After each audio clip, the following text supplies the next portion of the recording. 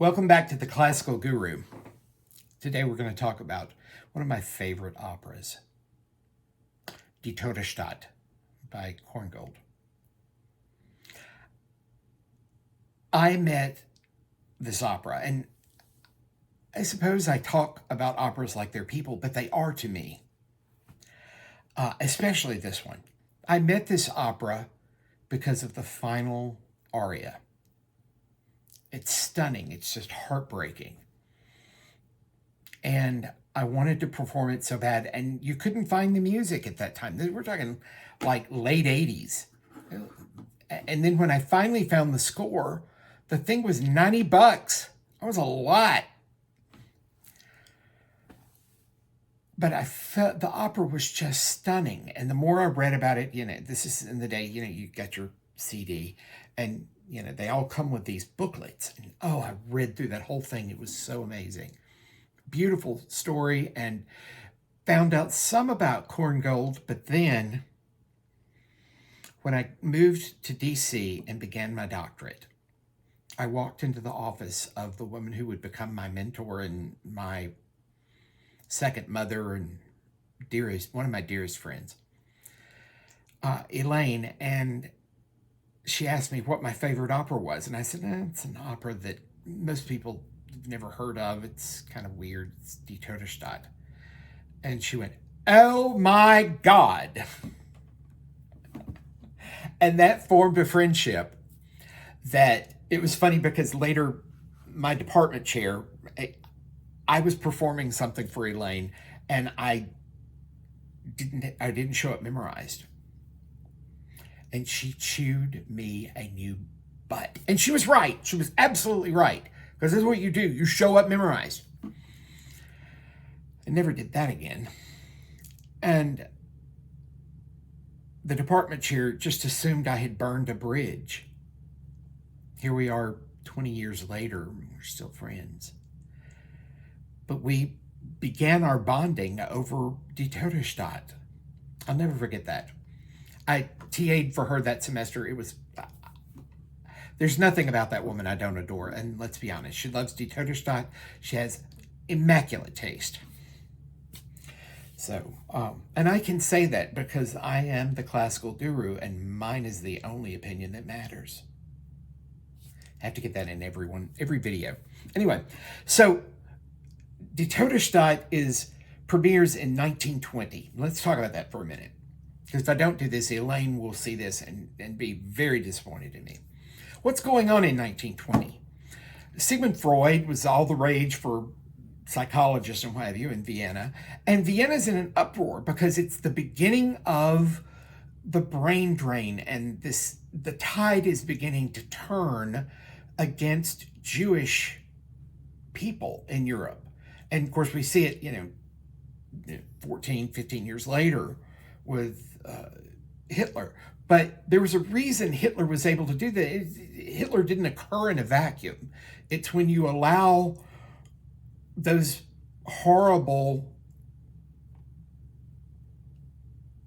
racist, xenophobic ideas to take root that they begin to tear at the fabric of society. And that's what was going on in Europe. There's no denying that. So Korngold is a Jewish composer. He later becomes a part of what we call the brain drain from Europe. Not only scientists, we talk about that all the time with Einstein and those kinds of folks, but the composers. I mean, Schoenberg and Korngold wind up in California. I don't think I've ever even told Elaine this, but there was an AMA meeting, American Musicological Association meeting, and I was still a student, and I was supposed to be at every one of those meetings. I snuck out and got a cab and went to Korngold's grave. It just had to be done. So anyway, to say I've fallen in love with this opera is an understatement, but it is an amazing show, and I'm going to tell you how it ties in to the nighttime soap opera Dallas. Okay, it's composed by Erich Wolfgang Korngold, and he's only like 23 when he writes this thing. And the librettist is listed as Paul Schott, but it's another name for his father. And so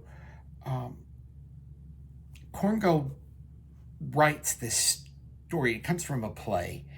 And his father, Julius, had first wanted to try to do it as a one-act opera. And everybody was like, get away from that. Stop it.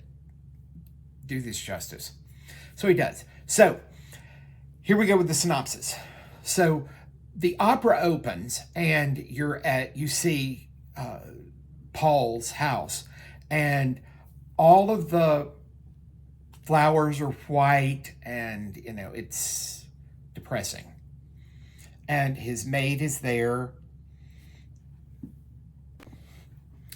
So his maid is there, and his friend is visiting from, I don't think it says where he's from, but his name is Frank. And this takes place in Bruges, Belgium. And the Tote Stadt actually means the dead city. Anyway, so Brigitte is showing Frank the locked room. And it's a room that is dedicated to the memory of Paul's dead wife, who's died several years ago, and he clearly has not dealt with this. He has not come to terms with her grief. He has not come to terms with his own feelings about it.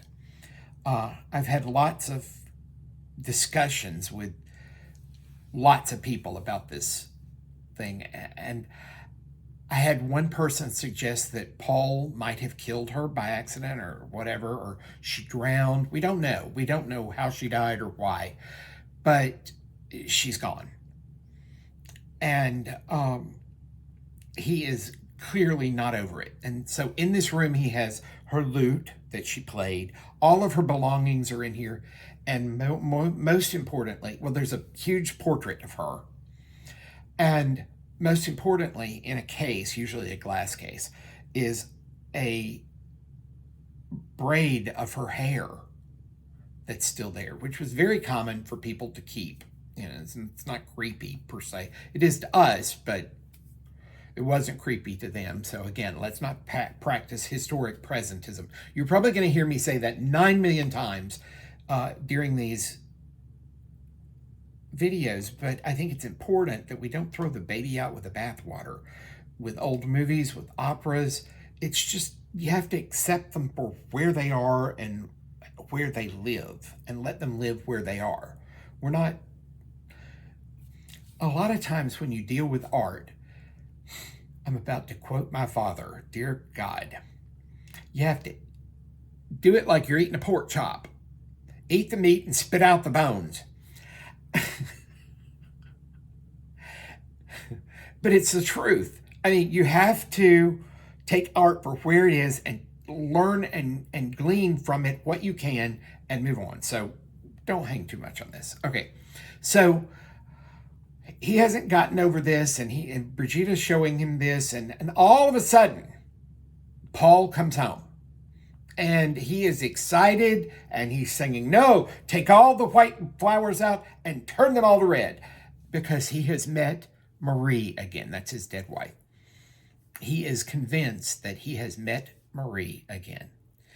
What he's done is he's met a woman that looks just like her, and she's an opera singer, which means she's probably crazy, but we won't go there just yet. So, and he's elated, and he's invited her over. Well, she comes, and they do this. She sings her Marietta's Lied, and it's an exquisite tune. And I will put a link to it, and I will put a link to the whole opera in the bottom. And we're going to talk about different interpretations of this opera at the end. But she, her aria winds up to this gorgeous duet that sort of ends her time there. And she leaves, and Paul settles down in this chair in this room, and then his dead wife starts talking out of the picture. It's opera, go with it. And anyway, so she tells him out of the picture. Again, it's one of those things in opera you go, what? She tells him, she says, look, I want you to move on, but don't forget about me. But move on, but don't forget about me. It's a very confusing thing that she says to him. And that's the end of the act.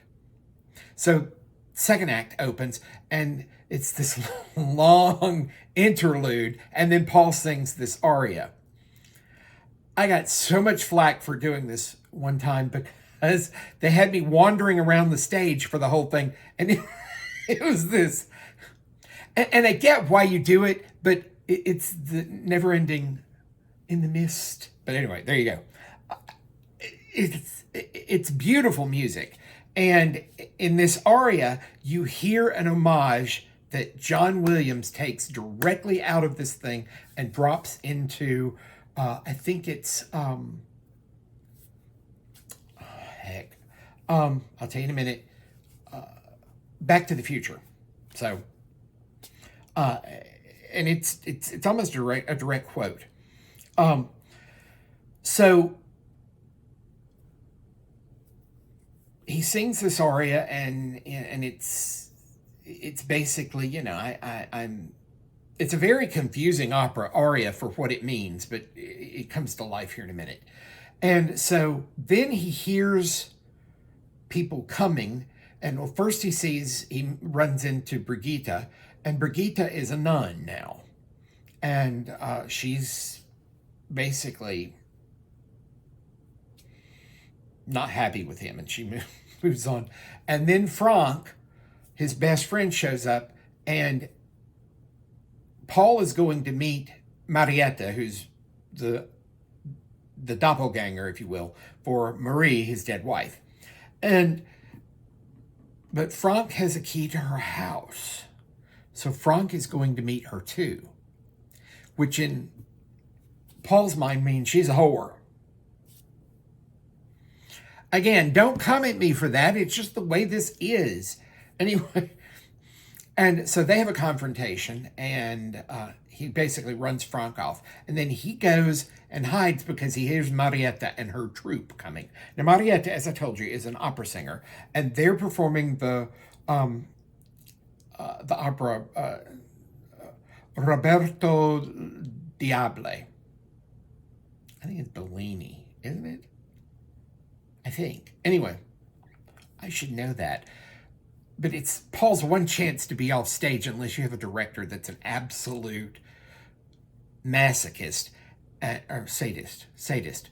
I always get that messed up too. Anyway, and then he'll stick you behind a tree and leave you there.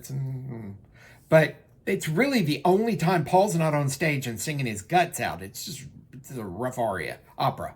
So anyway, they reenact this resurrection scene from the Roberto Le Diable. I think that's it. Anyway, and it enrages Paul because, again, his dead wife, resurrection, he thinks Marietta is her resurrected. There's a whole big thing going on. And he confronts them, and so the troupe goes off. Oh, well, before we go there, there's this absolutely stunning aria, baritone aria, Perrault's Lied, and it's so pretty it should have been written for a tenor. I'm catching so much flack for this. It's going to be awesome. Anyway, and so they run off after this confrontation, and it's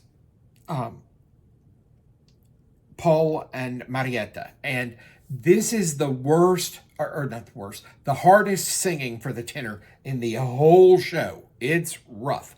There are these two ascending lines, and they just keep going and going and going and going and going and going and going and going and going. And they end up on this big B. And, and then he has this sort of mental breakdown. And Marietta's, still seducing him, basically. And so they end on this big note, they kiss, and they go off. I don't know what they're going off to do. Anyway, so we get this big scene, and the third act opens. Well, Marietta is walking into Marie's sanctuary. and she's looking through her books, and Paul comes in, and he is horrified that this woman who he just slept with is pawing the Holy Marie's things. This is Madonna horror complex thing running amok. And again, I told you earlier that Freud is all the rage. We're getting all the Freudian things happening here. So there's this, he confronts her, and then she goes, excuse me, but was it her body that you were touching last night? Was it her hair? Was it her lips? Was it her body? And then she takes out the braid and she rubs it all over herself and she dances with it. And she gets him into a fit of rage, and he takes the damn thing and chokes her to death with it. The whole set goes black.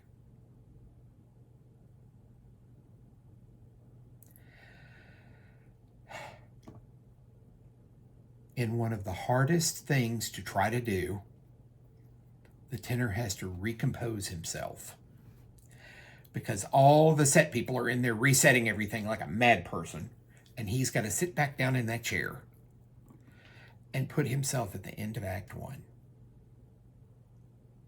And then he wakes up. Lights come up, and Marietta comes back because she forgot her umbrella. And this whole thing has been a dream.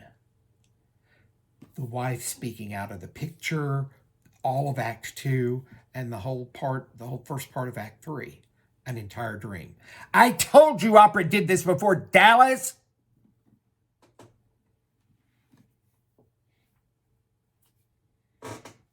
Opera, just saying. Anyway, all right.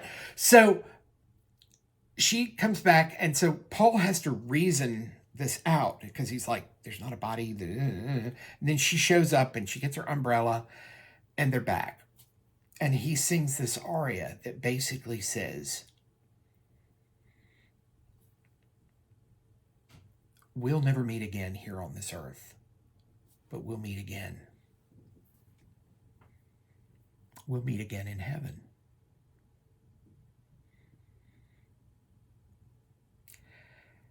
And that's the end of the opera. Now, how the opera is interpreted is up for debate, because Judas Korngold agreed that this could be done. Some people have done the end of this opera where he sings this gorgeous aria, and it is stunning. And again, there'll be a link in the bottom. And as he does, he cuts his wrist and dies. Heartbreaking. And I can see that. I really can. Other people have said, no, he just leaves behind Marie and moves on with the rest of his life. And that's what Marietta was there to do, to bring hope. And I absolutely get that. Now, Elaine, and if I don't say this, I'll get a phone call, would argue that the music tells you, and it's exquisite. It is just lush. Puccini, by the way, considered Korngold his successor. So,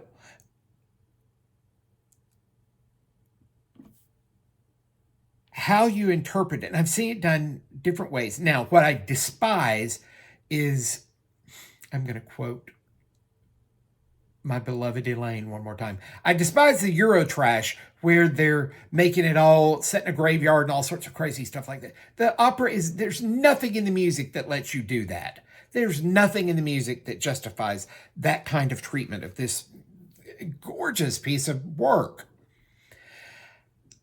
And even one, I think it was James King that did this, where he's sitting at a table.